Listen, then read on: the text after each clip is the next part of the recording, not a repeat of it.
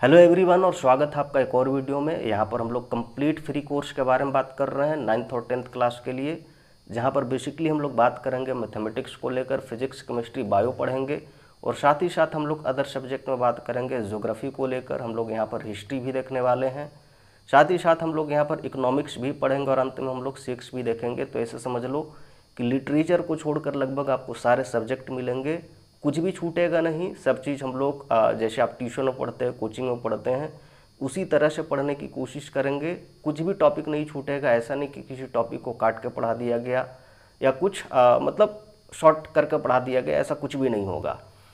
साल के अंत में जब हमारा सिलेबस कंप्लीट होगा उस समय हम लोग प्रीवियस ईयर के जो क्वेश्चन पेपर होते हैं उसको भी देखने की कोशिश करेंगे, ताकि जिस तरह के सवाल एग्जाम पेपर पर पूछे जाते हैं उसका एक आइडिया लग सके और उसका उत्तर कैसे लिखना है, कितना लिखना है, इस बात की श्योरिटी रहे माइंड में कम से कम। यहाँ पर बेसिकली हम लोग अभी 9th क्लास में अलजेब्रा चल रहे हैं, जहाँ पर हम लोग को टोटल 3 चैप्टर देखने को मिलता है। पहला पॉलिनोमियल, उसके बाद फैक्टराइजेशन ऑफ पॉलिनोमियल और उसके बाद लीनियर इक्वेशंस इन 2 वेरिएबल। इसमें से पॉलिनोमियल हम लोग ख़त्म कर चुके हैं, जिसमें से फैक्टर थ्योरम, रिमाइंडर थ्योरम, यही सारी चीज़ें पढ़ने को मिली थी, जहाँ पर सवाल भी बनता है। अगर आपने नहीं देखा आप उसे देखने की कोशिश करिएगा। आज हम लोग फैक्टराइजेशन ऑफ पॉलिनोमियल शुरू करेंगे, जो कि आप 8th क्लास में थोड़ा बहुत पढ़े होंगे। बस ऐसे आप समझ लो कि 8th क्लास का आप रिवाइज पढ़ेंगे यहाँ पर। बात क्लियर है? साथ ही साथ जिनको लगता है कि सर हमको सजेस्ट करिए कि कौन सा बुक हम लोग यहाँ पर देख रहे हैं साथ में, तो ध्यान रखिएगा ये आर.एस. अग्रवाल वाली जो बुक है उसी को हम लोग फॉलो कर रहे हैं। तो आप वहाँ से सवालों को देख सकते हैं, सारी चीज़ों को देख सकते हैं। आइए यहाँ पर हम लोग आज का टॉपिक पर आते हैं। और फैक्टराइजेशन ऑफ पॉलिनोमियल में सबसे पहली बात आती है कि व्हाट इज़ फैक्टर। फैक्टर क्या होता है? ठीक है, जैसे आपको बोला जाता है सर 10 का फैक्टर लिखो, तो क्या लिखेंगे? तो कहेंगे सर 1 लिख सकते हैं, 2 लिख सकते हैं, 5 लिख सकते हैं और 10 लिख सकते हैं। कहेंगे सर यही क्यों लिख सकते हैं? कहेंगे सर ये सारे जो नंबर आपको मिल रहे हैं उससे क्या होता है? कहेंगे सर उससे 10 डिवाइड होता है, और डिवाइड होता है इसका मतलब क्या है? कहेंगे सर इसका मतलब ये होता है कि रिमाइंडर हमारा 0 बचता है। जब आप डिवाइड करेंगे, जैसे आपने 5 से डिवाइड किया इस 10 को, बात क्लियर है, इस 5 से डिवाइड किया आपने, तो इसका मतलब क्या है? कहेंगे सर 2 बार में 10 पूरा कटेगा, रिमाइंडर नीचे कितना बचेगा? कहेंगे सर इधर नीचे 0 बचेगा। तो इसका मतलब है कि ये 5 जो है ये 10 को पूरा पूरी काट देता है। तो इसीलिए 5 क्या होगा? कहेंगे सर 5 फैक्टर कहलाएगा। किसका? कहेंगे सर 10 का फैक्टर कहलाएगा। ध्यान रखिएगा, इस 10 का फैक्टर जो है ये 5 कहलाएगा, 2 कहलाएगा, 1 कहलाएगा और 10 कहलाएगा। बात क्लियर है? ऐसा नहीं आप बोल सकते कि सर इस 5 का फैक्टर 10 है, ऐसा नहीं होता, मल्टीपल ये होता है। तो आप इस चीज़ को थोड़ा सा समझ कर चलें।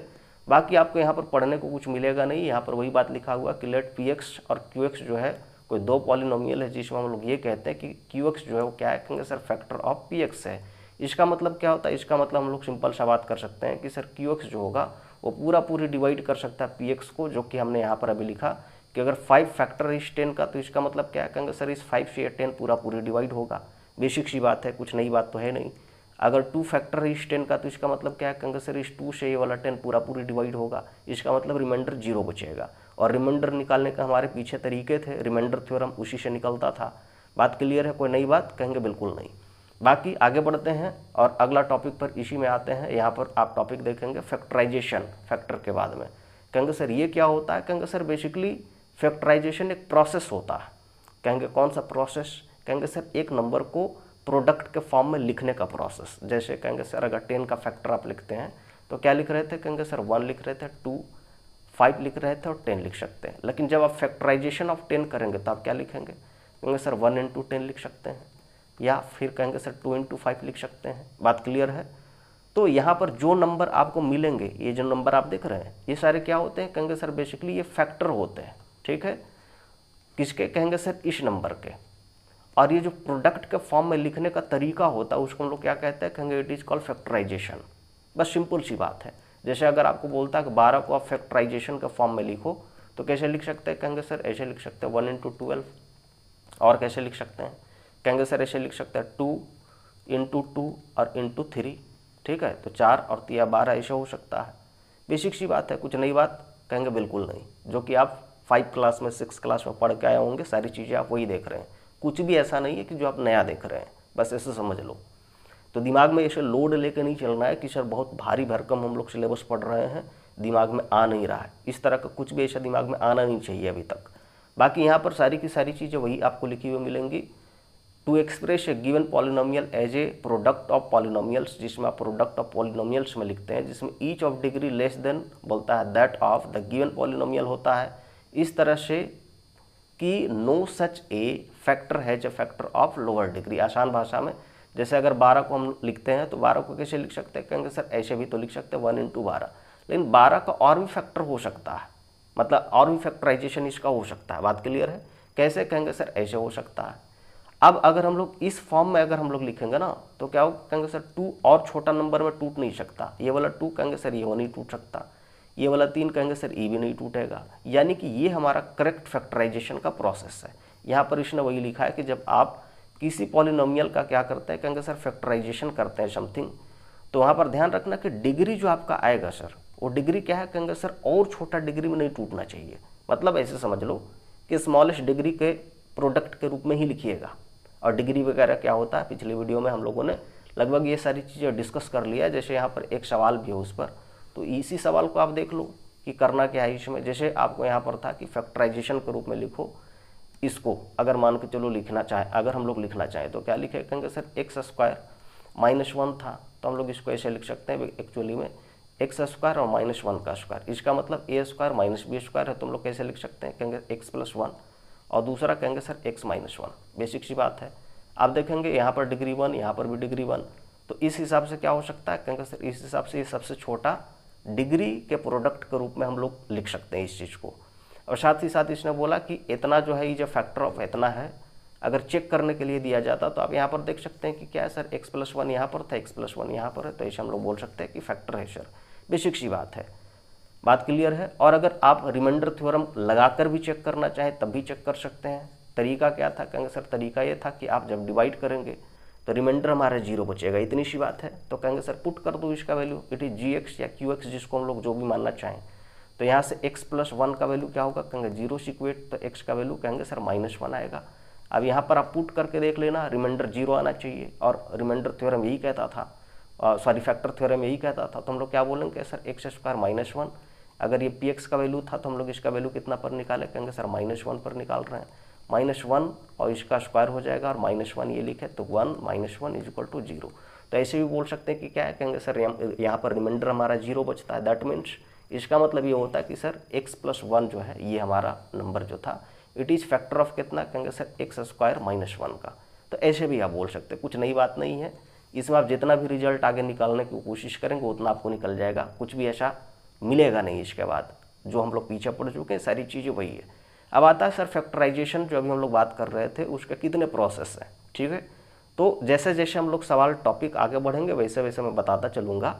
लेकिन यहाँ पर आज के जो एक्सरसाइज हम लोग कंप्लीट करेंगे, क्योंकि ये हमारा थ्योरी लगभग कंप्लीट हो चुका है, तो उसमें अभी जो यूज करेंगे हम लोग वो कॉमन फैक्टर मेथड यूज करेंगे और दूसरा ग्रुपिंग मेथड को यूज करेंगे। आसान भाषा में ऐसे समझ लो कि सर कॉमन फैक्टर जो होता है बेसिकली क्या होता है, कहेंगे सर 2, 3, 4 कुछ भी हो सकता है, उसमें से कुछ भी कॉमन रहेगा उसको हम लोग बाहर कर देंगे और प्रोडक्ट के फॉर्म में लिखने की कोशिश करेंगे, दैट्स इट। इससे ज़्यादा कुछ भी नहीं है। और ग्रुपिंग मेथड में कहेंगे सर ग्रुप बनाएंगे, अगर 4 है तो 2-2 का ग्रुप बनाएंगे, 6 है तो 3-3 का ग्रुप बनाएंगे, या फिर 2-2 करके 3 ग्रुप बनाएंगे, और ऐसे करके हम लोग क्या करेंगे, कहेंगे सर प्रोडक्ट फॉर्म में लिखने की कोशिश करेंगे। बात क्लियर है? और इसी को हम लोग कहेंगे क्या, कहेंगे सर कॉमन फैक्टर मेथड, या फिर फैक्टराइजेशन का तरीका में, या फिर ग्रुपिंग मेथड कहेंगे। बस छोटी सी बात है। स्प्लिटिंग मेथड इसके बाद हम लोग पढ़ेंगे। तो अभी देख लो, अभी का सवाल अब शुरू होता है यहाँ से, 1 मिनट, हाँ सवाल यहाँ से शुरू होता है हमारा, और बेसिक सी है क्वेश्चन कि फैक्टराइजेशन करिए, ठीक है। तो यहाँ पर हम लोग क्या, जैसे पहला क्वेश्चन आप ये देखो, यहाँ पर क्या था सवाल, कहेंगे सर 9x² और क्या है, कहेंगे प्लस में 12xy, ठीक है। तो अगर हम लोग यहाँ पर से देखें इसमें कॉमन क्या है सर, तो कहेंगे सर कॉमन ये है कि x है, यहाँ पर भी x है, तो x हम लोग कॉमन ले सकते हैं। बात क्लियर है? कहेंगे सर बिल्कुल। उसके बाद कहेंगे सर यहाँ 12 था और यहाँ 9 था, तो इसका मतलब 3 इसमें से कॉमन आ सकता है। तो यहाँ कितना बचेगा, कहेंगे सर 3x इधर से बचेगा, तो 3 9 पर गया, और x² पर गया था, और प्लस में कहेंगे सर प्लस में अगर 3 इधर से ले लिया हम लोगों ने उठा लिया है, तो इधर से कितना बच रहा है, कहेंगे 4, और y साथ में। तो यहाँ पर वही बात कर रहे थे हम लोग कि कॉमन जो मेथड होता है, कॉमन लेने का मेथड होता है, बस यही होता है कि अगर कुछ भी कॉमन है तो उसको बाहर कर दीजिए, दैट्स इट, बस, और कुछ है नहीं, ठीक है। अगर आप नाम याद भी नहीं करना चाहते कोई बात नहीं, बस आप ऐसे समझ लो कि ऐसे करते हैं। अगला सवाल जैसे अगर इस 6 नंबर को हम लोग करें तो इसमें क्या है, कहेंगे सर ये था हमारा 6 नंबर का क्वेश्चन x, उसके बाद कहेंगे सर a-5 था, और उसके बाद कहेंगे प्लस में कहेंगे y, और इधर से क्या है, कहेंगे सर 5 माइनस में कहेंगे a था। बस इतनी सी बात। तो अगर यहाँ से हम लोग कॉमन लेना शुरू करें तो क्या लिख सकते हैं, कहेंगे सर कुछ नहीं, आप यहाँ पर से क्या करो, कहेंगे सर यहाँ से xa ये लिख सकते हैं माइनस में 5 x के साथ हमें, और इधर से कहेंगे सर अगर मैं चाहूँ तो कुछ नहीं, जिन बच्चों को समझ में आएगी वो कमेंट सेक्शन में लिखिएगा समझ में आइए, और जिनको नहीं आता है समझ में वो भी लिखिएगा, ठीक है। मैं डायरेक्ट करने की कोशिश कर रहा हूँ। जैसे कहेंगे सर यहाँ पर x और a-5 था ना, तो आप इसको क्या करो, कहेंगे सर यहाँ पर से हम लोग माइनस में कॉमन लेते हैं y, तो उससे क्या हो जाए, कहेंगे सर ये वाला हमारा माइनस आना चाहिए था ना, तो माइनस यहाँ पर ये हम लोग a प्लस में कर देते हैं, तो इससे क्या होगा, कहेंगे सर ये माइनस और इसका प्लस यहाँ पर माइनस देगा, बेसिक सी बात है। और उसके बाद क्या था, यहाँ पर माइनस है, तो यहाँ पर हम लोग अगर माइनस लिखें 5 के साथ में तो ये हमारा प्लस में आएगा वैल्यू 5 वाला। बात क्लियर है, कहेंगे बिल्कुल। और उससे क्या होता है, कहेंगे sir this and this are same number, ये दोनों सेम नंबर है, तो इसका मतलब है कहेंगे सर कॉमन आ सकता है, बेसिक सी बात है। जिनको समझ में आई है ठीक है, नहीं आई है कमेंट सेक्शन में लिखिएगा, मैं इसको तोड़कर अलग से कराने की कोशिश करूँगा, ठीक है। ऐसे समझ में आनी चाहिए, 9th क्लास के बच्चों के पास में इतना कम से कम होता है कि वो समझ लेते हैं सारी चीज़ें, लेकिन नहीं आती तो आप कमेंट में लिखिएगा। तो हम लोग इसको कितना लिख सकते हैं, कहेंगे सर इसको लिख सकते हैं a-5, दोनों में से एक कॉमन, और एक बार यहाँ कितना बच रहा है, कहेंगे सर एक बार यहाँ x बच रहा है और यहाँ पर माइनस में y बच रहा है, दैट्स इट। तो ये हमारा क्या बनता है, कहेंगे सर यही हमारा आंसर बनता प्रोडक्ट के फॉर्म में, एक ये और दूसरा ये नंबर। बात क्लियर है, कुछ नई बात, कहेंगे बिल्कुल नहीं। तो इस हिसाब से आप अपने देखने की कोशिश करिएगा। 2 सवाल इसमें से आप देख लो, ज़्यादा सवाल, आज बहुत लंबा लेक्चर नहीं होगा, 10 सवाल में से 2 सवाल मैंने करा दिया, बाकी आप अपने से देखने की कोशिश करिएगा। आगे बढ़ते हैं और नेक्स्ट सवाल पर आते हैं। अगला सवाल हमारा कुछ इस तरह से यहाँ पर है पूरा का पूरा, इसमें से 1-2 सवाल मैं कराने की कोशिश करूँगा, कुछ नया चीज़ नहीं है, तो इसीलिए आप देख लो। जैसे आप 11 नंबर ये सवाल को देख लो, क्या है सवाल, कहेंगे सर हमारा सवाल है x² प्लस में कहेंगे सर xy, उसके बाद क्या है माइनस में 2x और z, और माइनस में कहेंगे सर 2y और z, ये है। अगर इसका फैक्टराइजेशन करें तो क्या लिखे, कहेंगे सर ग्रुपिंग कर लो, जो कि अभी हम लोग बात कर रहे थे। कहेंगे सर एक ग्रुप किसका बना लो, कहेंगे सर यहाँ पर से आप ग्रुप बना लो, एक ये वाली और दूसरी ये वाली। तो अगर हम लोग कहें सर इसमें से x कॉमन ले लें तो यहाँ पर क्या बचेगा, कहेंगे सर x + y बचेगा कॉमन, कोई दिक्कत वाली बात, कहेंगे बिल्कुल नहीं। और इसके बाद यहाँ पर से अगर माइनस में हम लोग 2z को कॉमन ले लें, क्योंकि z यहाँ पर है, z यहाँ पर है, और 2 दोनों में था, तो हम लोग को यहाँ कितना बचेगा, कहेंगे सर यहाँ पर हमारा x बचेगा, और यहाँ पर कहेंगे सर प्लस में यहाँ पर y बचेगा। कहेंगे प्लस में क्यों, क्योंकि ये माइनस और ये प्लस कितना बाहर निकलेगा, कहेंगे सर माइनस बाहर निकलेगा, बेसिक सी बात है, कहेंगे बिल्कुल सर। अब कितना आ रहा है वैल्यू, कहेंगे सर हमारा वैल्यू आ रहा है एक बार ये वाली एक बार ये वाली, जो कि सेम नंबर थी तो कॉमन आ जाएगी, ठीक है, x + y कॉमन। कितना बच रहा है, कहेंगे सर x और माइनस में कहेंगे 2z, बस यही हमारा क्या है, कहेंगे सर ये हमारा प्रोडक्ट फॉर्म में है, यानी फैक्टराइजेशन हो चुका है, बस इतनी सी बात है। एक सवाल आप और देख लो इसी पर, जैसे अगर हम लोग इस सवाल को देखें 19 नंबर, ठीक है, हमारा क्या था, कहेंगे सर a3, उसके साथ साथ में कहेंगे सर प्लस में, कहेंगे सर प्लस में a था, उसके साथ माइनस में कहेंगे सर 3a और स्क्वायर, माइनस में कहेंगे 3। कहेंगे सर अगर हम लोग इसका ग्रुपिंग करें तो कैसे कर सकते हैं, कहेंगे सर ऐसे कर सकते हैं कि सर इसका और इसका एक ग्रुप बना लो और इसका और इसका एक ग्रुप बना लो। कहेंगे सर कैसे आएगा, कहेंगे सर अगर हम लोग ऐसे ग्रुप बनाएं तो a का स्क्वायर कॉमन हो सकता है इसमें से और इसमें से। अगर जिसको समझ में नहीं आ रही है मैं पेन बदल देता हूँ ताकि आपको समझ में आए। देखो आप इसमें से और इसमें से ग्रुप बना लो तो a² आपका कॉमन आएगा, तो यहाँ कितना बचेगा, कहेंगे सर a बचेगा, और यहाँ कहेंगे सर माइनस में 3 बचेगा, दैट्स इट। इसके बाद इधर से कितना है, कहेंगे सर प्लस में, कहेंगे सर अगर हम लोग 1 कॉमन लेते हैं तो क्या होगा, कहेंगे सर a और माइनस में 3, ये वाला जो बच रहा था हमारा शो। अब कितना आ गया, कहेंगे सर इसमें से ये और ये सेम नंबर है तो आप यहाँ से उठा सकते हैं a माइनस में 3। अब कितना बच रहा है, कहेंगे सर यहाँ पर से हमारा a² बच रहा था और यहाँ पर से प्लस में कहेंगे 1 बच रहा था, बस यही हमारा उत्तर है, यही हमारा आंसर। इतनी सी बात है, एकदम छोटी छोटी बात, अपने आप को समझाते हुए चलिएगा, कुछ भी ऐसा नहीं है जो आप नया सीखेंगे। उसी तरह से आप 24 नंबर सवाल को करने की कोशिश करिएगा, ये वाला यहाँ पर तो लगभग आपको सारी चीज़ें उसी तरह से मिल जाएगी, कुछ नई बात नहीं है, एकदम छोटी छोटी बातें। बात क्लियर है, नहीं समझ में आएगी जिस सवाल में फंसते हैं आप उसको कमेंट सेक्शन में लिखिएगा, मैं प्रॉपर उस सवाल को अलग से समझाने की कोशिश करूँगा। अभी मैं ये मानकर चल रहा हूँ कि आप थोड़ा सा भी आप ध्यान देते हैं तो चीज़ें आपसे हैंडल हो जाएंगी, ऐसा नहीं कि हैंडल नहीं होगा। और ये एक्सरसाइज बहुत आसान एक्सरसाइज है, तो इसीलिए बहुत ज़्यादा परेशान होने की ज़रूरत नहीं है। ठीक है, आगे बढ़ते हैं, अगला स्लाइड पर आते हैं। और यहाँ पर बहुत ज़्यादा सवाल नहीं है, उसमें से एक सवाल या दो सवाल मैं फिर से कराने की कोशिश करूँगा, आप देख लो। जैसे हमारा सवाल यही वाला देख लो आप, ठीक है, कौन दिखा दूँ मैं, जैसे आप एक सवाल देख लो 34 नंबर ही आप देख लो, लास्ट सवाल। ठीक है, क्या था, कहेंगे सर एक्स स्क्वायर प्लस में कहेंगे सर 1 डिवाइडेड बाय कहेंगे सर एक्स स्क्वायर, फिर क्या है माइनस में कहेंगे 2, उसके बाद कहेंगे सर माइनस में 3x और माइनस में प्लस में कहेंगे सर यहाँ पर था हमारा 3 डिवाइडेड बाय x। ठीक है, ये सवाल हम लोगों को, इसका बोलता है फैक्टराइजेशन करो। तो हम लोग कहेंगे ऐसा करो, आप इसको देखो नंबर को, एक्स स्क्वायर या ए स्क्वायर आप बोल दो, ये बी स्क्वायर हो गया और ये 2ab का वैल्यू है। कहेंगे सर कैसे, कहेंगे सर अगर x plus 1 divided by x का स्क्वायर करते तो कितना आता, कहेंगे सर ये हमारा आता एक्स स्क्वायर प्लस में कहेंगे sir 1 divided by x square plus में 2ab, यानी a प्लस बी का होल स्क्वायर। तो 2 ये होता, a का वैल्यू x और b का value 1 divided by x, x से x क्लियर होता तो खाली 2 बचता। आप यहाँ से देखो, यहाँ से लेके यहाँ तक ये वही चीज़ है, ये वाला चीज़ आपको दिख रहा है स्क्वायर के फॉर्म में, कहेंगे सर ये वही चीज़ है, कहेंगे बिल्कुल सर। तो छोटी सी बात है, सारी चीज़ें मतलब एक दूसरे के साथ में जुड़ी हुई है, बस आपको पहचानना है कि कैसे हम लोग उसको कर सकते हैं। कुछ नई बात नहीं है, ऐसा नहीं कि कुछ आप नया पढ़ रहे हैं, बस थोड़ा सा आप दिमाग लगाइएगा, थोड़ा सा एफर्ट लगाने की ज़रूरत है, सारी चीज़ें अपने आप नॉर्मलाइज हो जाएगी। बात क्लियर है?